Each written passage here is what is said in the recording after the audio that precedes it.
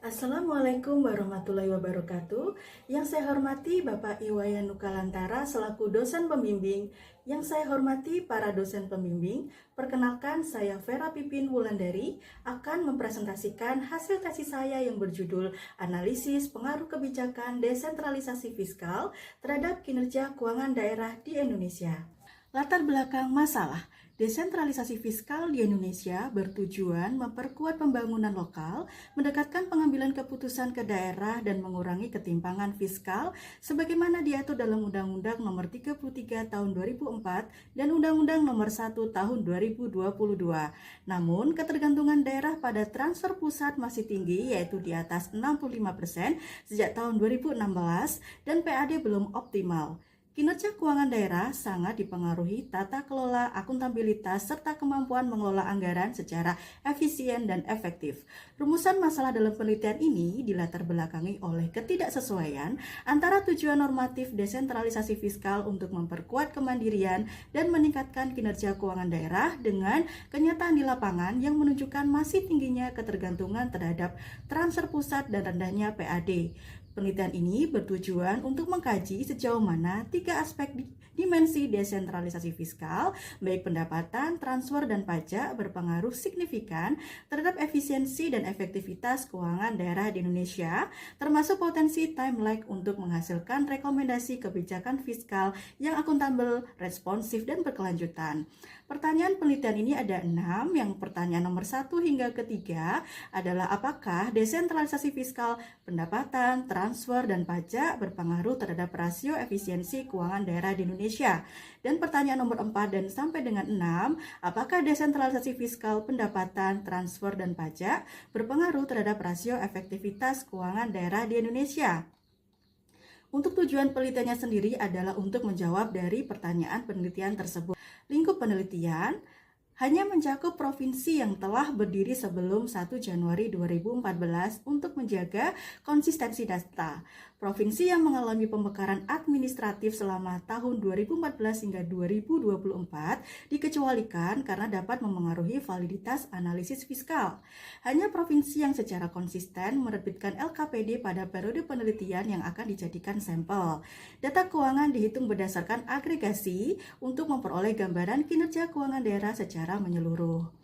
Tujuan pustaka dalam penelitian ini menggunakan teori desentralisasi fiskal oleh Oates, kemudian kinerja keuangan daerah oleh Mahmudi dan Mardiasmo, kemudian kapasitas fiskal oleh Ball and Lin, serta ekonomi keuangan publik oleh Musgrave, dan teori prinsipal agent oleh Jensen and McLean. Perumusan hipotesis. Hipotesis pertama, desentralisasi fiskal pendapatan berpengaruh negatif terhadap rasio efisiensi keuangan daerah di Indonesia. Sesuai dengan Pradholm menyatakan bahwa desentralisasi fiskal pendapatan berpotensi menimbulkan inefisiensi jika tidak didukung oleh kapasitas kelembagaan yang memadai. Studi Christie di Sulawesi Utara juga menunjukkan bahwa PAD dan transfer meningkatkan kemandirian fiskal namun tidak otomatis mendorong efisiensi. Kemudian hipotesis kedua, desentralisasi fiskal transfer berpengaruh negatif terhadap rasio efisiensi keuangan daerah di Indonesia. Hal ini sesuai dengan Roden yang menyoroti moral hazard akibat ketergantungan pada dana transfer pusat yang menurunkan disiplin fiskal dan menciptakan fiscal illusion. Pengalaman negara seperti Brasil dan India menunjukkan dampak negatif sistem transfer tidak berbasis aturan yang ketat.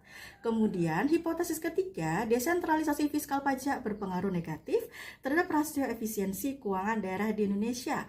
Teori Leviathan dan Common Pool Problem yang menjelaskan bahwa kewenangan pajak yang besar tanpa tata kelola yang baik berpotensi meningkatkan pemborosan.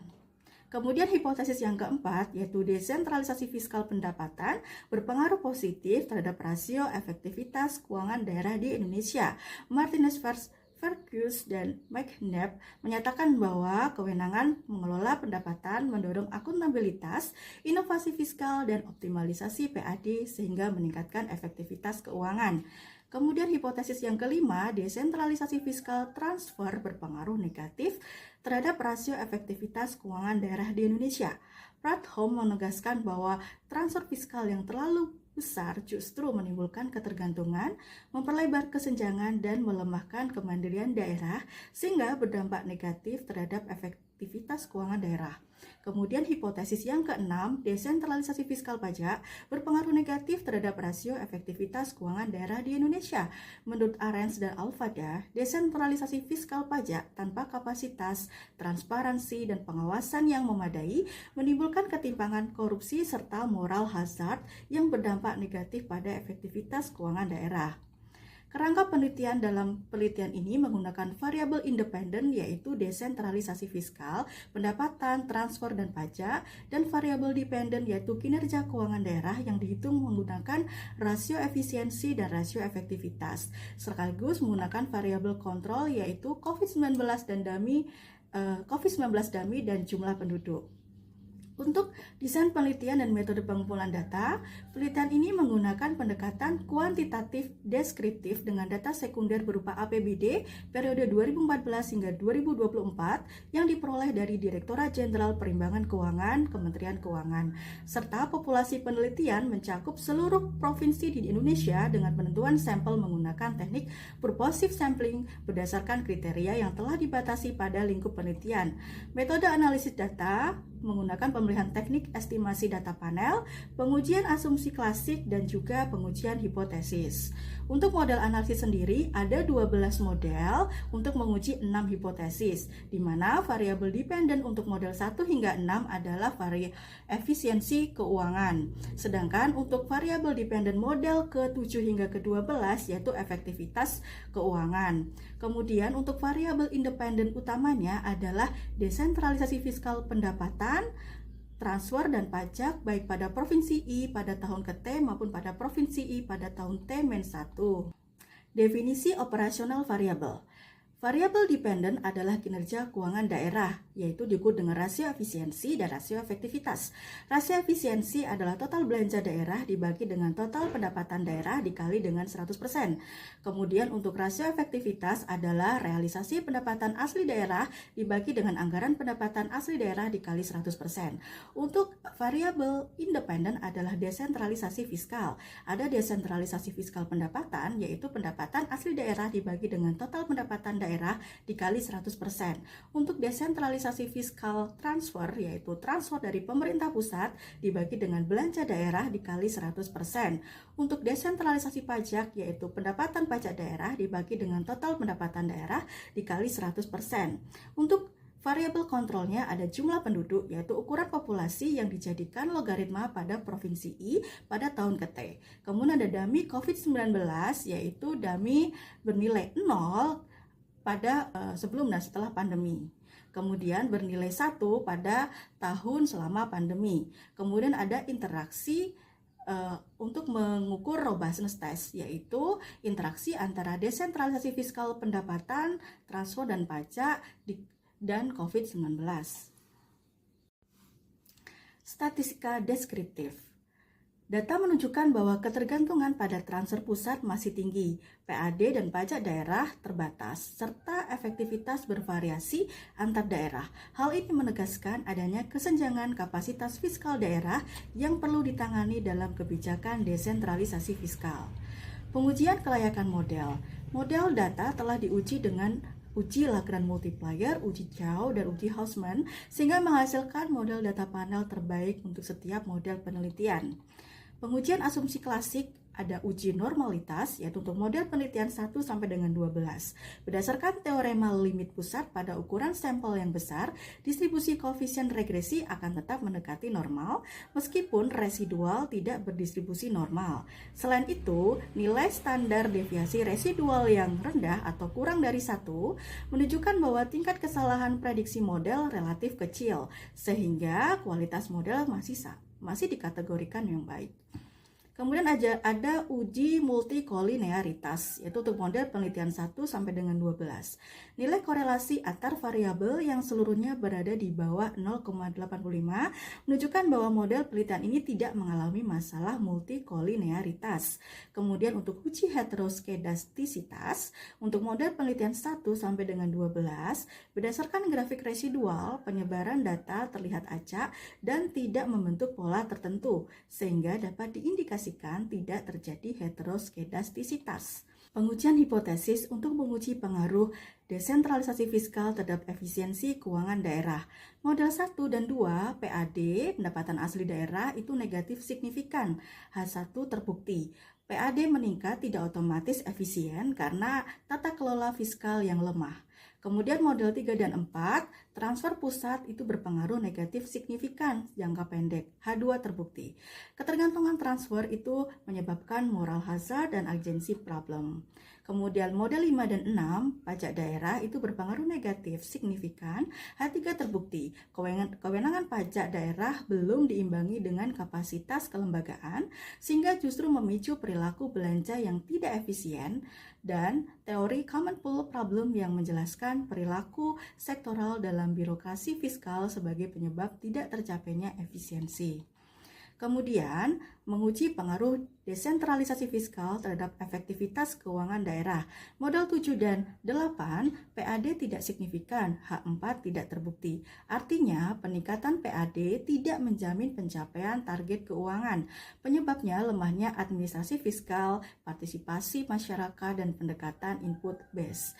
Kemudian, model 9 dan 10, transfer pusat itu berpengaruh negatif signifikan, jangka pendek atau H5 terbukti. Transfer yang terlalu besar melemahkan motivasi daerah dalam menggali PAD sendiri, sehingga menciptakan moral hazard fiskal. Kemudian model 11 dan 12, pajak daerah tidak signifikan. Robustness test tujuannya mengevaluasi konsistensi hasil model awal dan mempertimbangkan interaksi COVID-19. Efisiensi keuangan daerah, PAD, transfer, dan pajak itu tetap negatif signifikan pada model awal dan robustness. Kemudian untuk efektivitas keuangan daerah untuk PAD dan transfer tidak robust, sedangkan untuk pajak dia robust meski tidak berpengaruh nyata. Implikasi hasil dan kesimpulan penelitian. Yang pertama, kapasitas daerah lemah, desentralisasi fiskal, pendapatan, dan pajak belum meningkatkan efisiensi. H1 dan H3 terbukti. Perlu penguatan kelembagaan dan SDM daerah agar kewenangan fiskal bisa dikelola efisien dan akuntabel. Yang kedua, masalah transfer fiskal, di mana ketergantungan pada transfer menurunkan disiplin fiskal dan inovasi. H2 dan H5 terbukti. Perlu didesain ulang transfer berbasis kinerja ditambah dengan insentif bagi daerah yang efisien. Kemudian yang ketiga, efektivitas belum optimal. Otonomi fiskal belum otomatis meningkatkan efektivitas. H4 dan H6 tidak terbukti. Perlu reformasi anggaran berbasis kinerja dan evaluasi berorientasi hasil. Yang keempat, dampak pandemi COVID-19 pengaruhi efektivitas atau target pendapatan dan tidak pada efisiensi, sehingga perlu ketahanan fiskal daerah, dana cadangan, perencanaan kontingensi, dan fleksibilitas anggaran. Yang kelima, jumlah penduduk tidak signifikan.